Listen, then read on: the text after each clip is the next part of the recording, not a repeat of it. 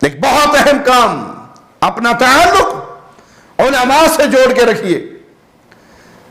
علماء کون سے علماء؟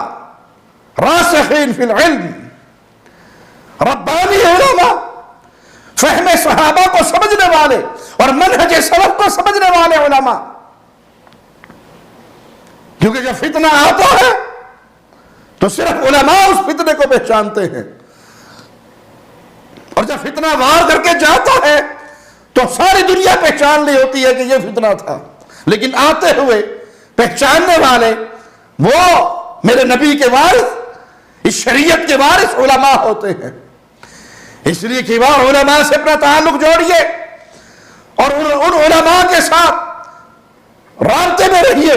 کوئی بھی مسئلہ ہو، کوئی بھی معاملہ ہو، مشائخ کی طرف رجوع کیجئے اور ان سے اس کو پوچھئے۔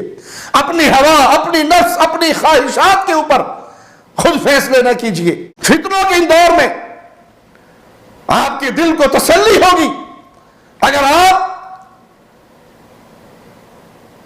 انبیاء کی سیرت کو پڑھتے رہیں، انبیاء کی سیرت کو پڑھیں، اور یاد رکھیں مصیبتوں کا آنا، پریشانیوں کا آنا، خاص طور پہ اہل ایمان پر، یہ اللہ کی طرف سے سنت ہے۔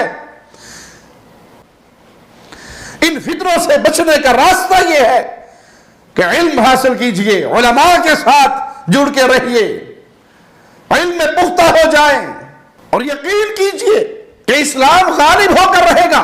مستقبل اسی دین کا ہے۔ جہاں تک سورج کی روشنی پہنچتی ہے یا رات کے اندھیرے پہنچتے ہیں، اسلام وہاں تک پہنچے گا، غالب ہوگا، اور ایک وقت آئے گا اس دھرتی پہ سوائے اسلام کے اور سوائے اہل ایمان کے کوئی باقی نہیں ہوگا۔